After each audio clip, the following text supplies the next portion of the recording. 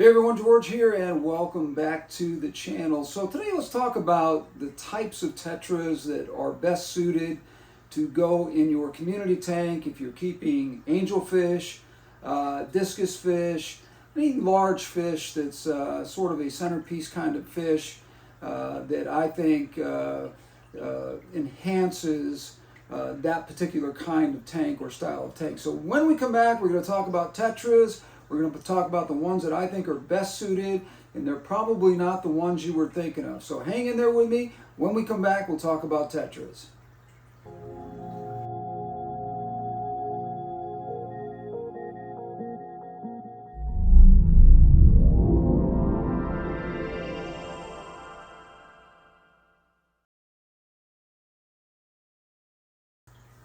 So as I said in the intro, one of the things that you're probably going to be a little surprised by is when I'm talking about tetras here, which tetras I would pick for a community tank of, let's say, wild Ultim angels or discus fish, those kinds of centerpiece fish.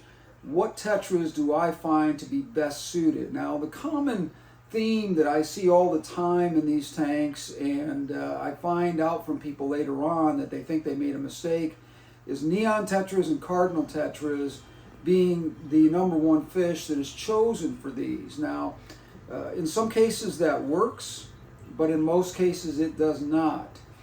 Many of you who have sent me messages on my Facebook page or have left me messages here on YouTube tell me that they see the dwindling of their neon tetras or their cardinal tetras over time, and it's simply not something that you see with like a Ruminnoos tetra, a bloodfin tetra, exclamation point tetras are another one. There are several different ones that, and don't be fooled by the idea that all of these fish are exactly the same, and they're not, but they do share a common denominator, which is something that I will explain to you in this video. Now, let's get back to the cardinal tetra thing here. The problem I see with a lot of people who are using cardinal tetras or neon tetras as their dither fish in a community tank is, number one, they're putting them in way too small. In other words, they're buying, and this is not something that's an old problem. This is more of a newer problem, because what we're finding in the stores is a lot of the neon tetras and cardinal tetras, we're finding them to be much smaller because of the problems getting fish out of South America right now. We're finding them to be much smaller when we're buying them in the store because they're either homebred or they're not wild.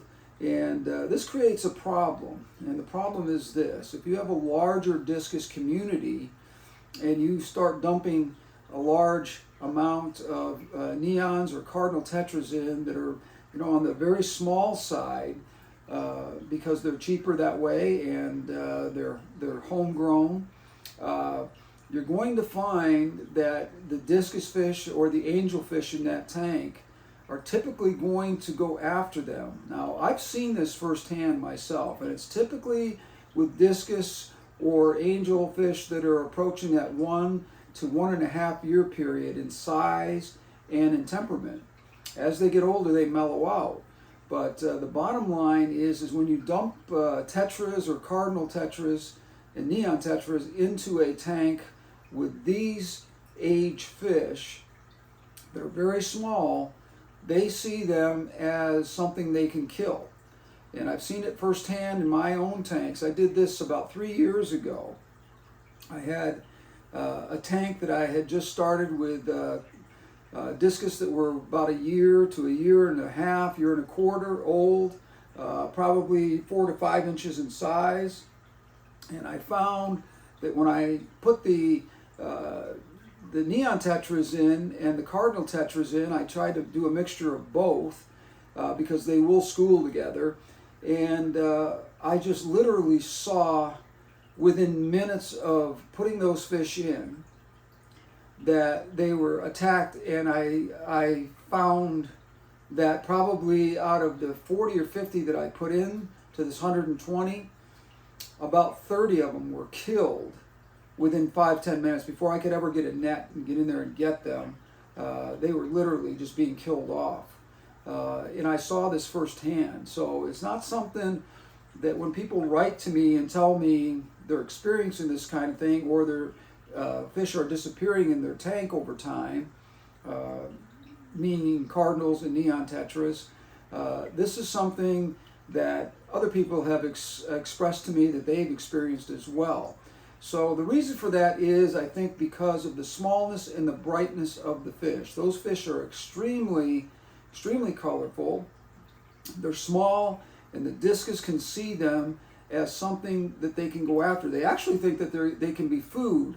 They won't fit in their mouths, but they do believe them to be food in a sense, and so they take advantage of that situation. Now, when I'm done telling you how horrible it is to put cardinal tetras and neon tetras into your discus tank, a lot of you are going to say, well, I've been successful at doing that and whatever. There's a lot of people that have not. But I want to talk to you about a couple of different kinds of tetras that I think are absolutely beautiful tetras that are a good, well, they're not a replacement, so to speak, but they are a good fish that you can use as an alternative to the neon tetras and the cardinal tetras. The first one would be the Ruminnoos tetras. Number one, get those guys as they're a little bit bigger. They are naturally going to be bigger than a neon or a cardinal tetra overall, so if you can get them at the larger size, you're going to be in pretty good shape. Now, Ruminnoos tetras can be very temperamental in shipping. They're very sensitive to ick situations and that kind of thing, so make sure that you do take these fish and put them in a quarantine tank. Of course, you should be doing this with all fish, but particularly Ruminnoos tetras. I have seen probably 75% of the time that I buy Ruminnoos tetras, I don't lose them, but I do quarantine them, and I see within a couple of days that they do have ick on them.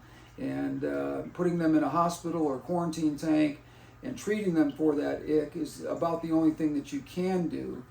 Once they've adapted to your water parameters and so forth, and the tank that you're ultimately going to put them in the community tank, they will do just fine. It's the it seems like there's no holding time typically in a lot of these fish stores for the Ruminnoos or any of their tetras. A lot of places just sell them as soon as they get them, and that's not a good thing to have happen. You want to buy from a store where they are quarantining their fish before they sell them, so that they're not passing a problem on to you that doesn't show up necessarily for a couple of days. If they just got those fish in that day, you have no idea, and you're buying those fish and you're taking that problem home, and you're putting it into your community tank. If you're not quarantining them, you're going to have some problems, and you're going to create problems for your discus. Now, discus temperatures at 86 degrees and higher, you're typically going to avoid those kind of problems, but you do have different kinds of ick out there, and those different kinds of ick can be sometimes survivable, I would say, in temperatures above 86 degrees. Most ick cannot survive in that environment, but make sure you quarantine your fish. Now, the second tetra that I want to talk about that is a great alternative to cardinal tetras or neon tetras is the bloodfin tetra. Beautiful fish because they have that bright red tail, bright top fin, bottom fin, and it's just a very, very pretty fish in general, and a great alternative. Now, the other thing I like about these two different fish are the Ruminnoos tetras will share the very bottom part of the tank, so they're not up there at the top right where your discus are hanging out in the middle part of the tank and top part of the tank. And also the blood fins stay very close to the top or in the middle of the tank, and because they're larger though, they don't look like a meal to your discus fish or your angelfish. Now, if you're having problems with your discus pairing up and trying to lay eggs and stuff, they will kill tetras that come into their territory. I've seen them do it. I've seen them attack tetras.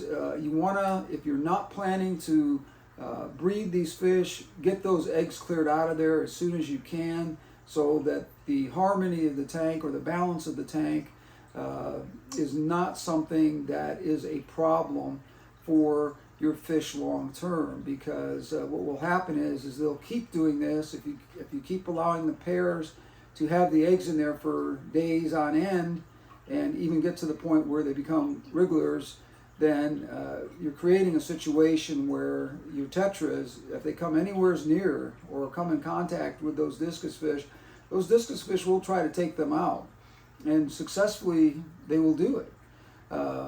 Discus are very, very quick fish. They might not appear that way in your tank because they move so slowly and they're so laid back in many ways, but when they want to move, trust me, they can move very, very fast. They have extremely quick reflexes. So do angelfish. And so you want to make sure that if you are seeing some of your discus and angels pairing up and laying eggs, get rid of those eggs, or separate the male and the female from the tank, and that way you don't have the problem of them chasing down your tetras, because tetras are opportunistic fish just like any other. When they see eggs on a maybe a piece of wood that's at a proper angle for your discus and your angels to lay their eggs on, they're going to go at those areas when the fish are feeding and they're away from that area, not protecting it. And then the discus are going to see that and they're going to go right after them. So be extremely cautious about that, and make sure that you're not allowing your discus or your angel pairs to successfully lay eggs in your tank constantly.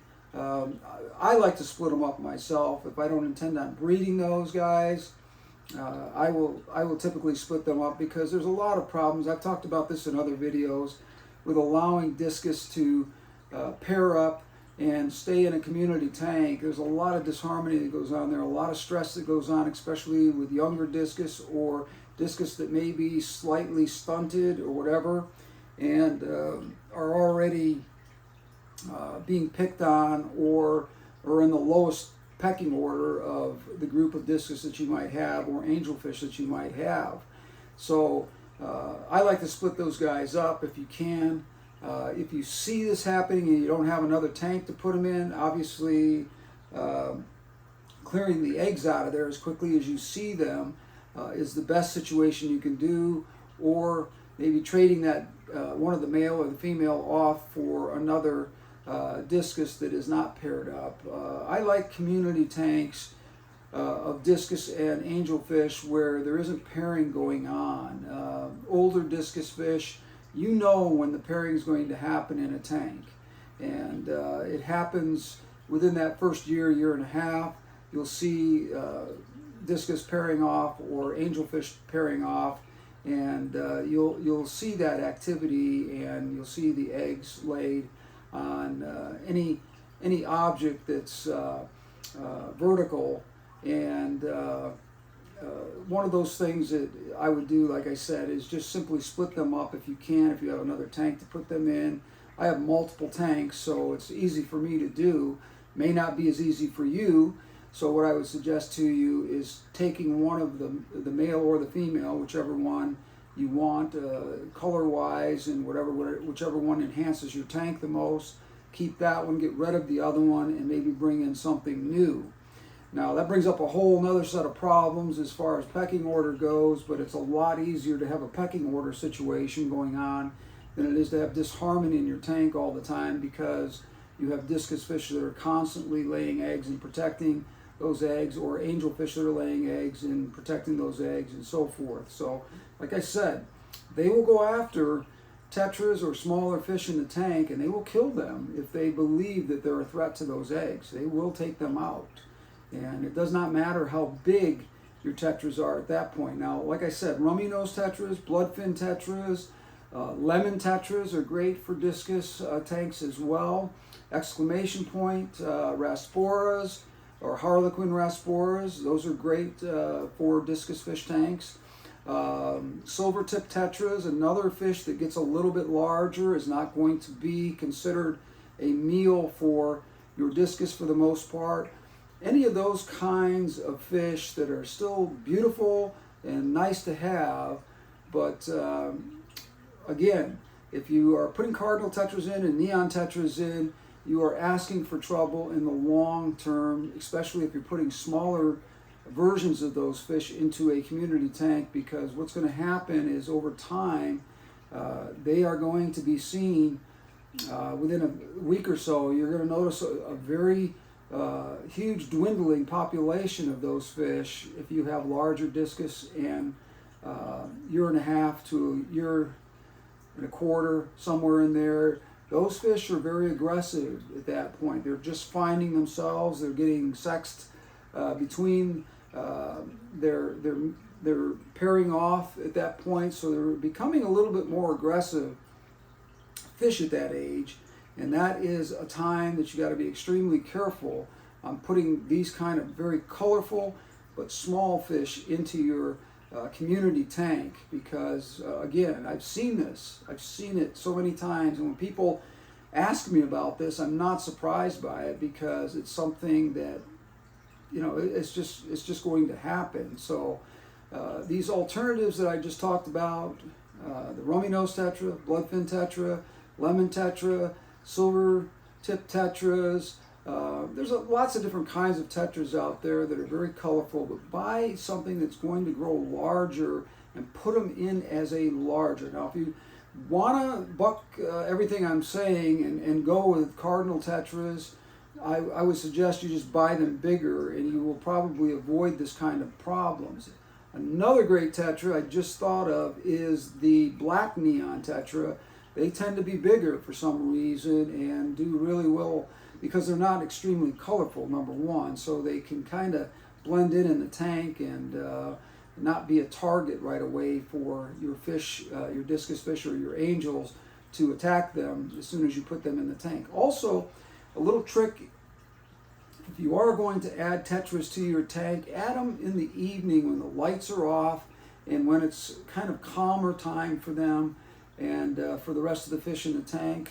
This is also a good idea because it gives them 12 to 14 hours of having the lights just come on gradually, and sometimes you can avoid this crazy behavior by discus and angelfish of attacking those fish. But as I said, if you buy them bigger, the Cardinals and Neons, you're never going to get them big enough. They're just not big enough to do really well long term in a discus tank. At some point they're going to get attacked and they're going to dwindle almost every time. So I don't put Neons in my tanks any longer that have discus or angelfish. I do have some Cardinals. I'm not going to say that I've totally gone away from that, but I prefer the alternatives that I spoke about here. So thanks for joining me today. I appreciate it. I hope this was helpful information for you. Please like, subscribe, comment, and share.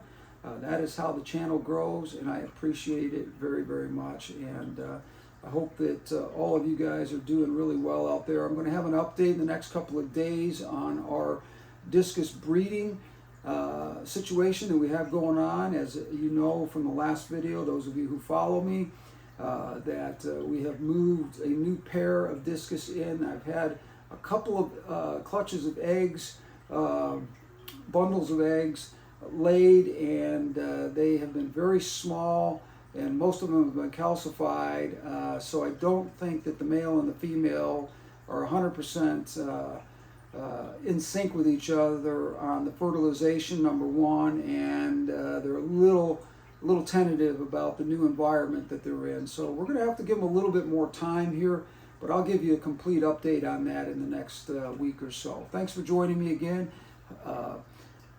Like I said, give me a like on this one, and if you have not subscribed, take a minute to do so. We'll see you on the next one. Until then, we're out of here.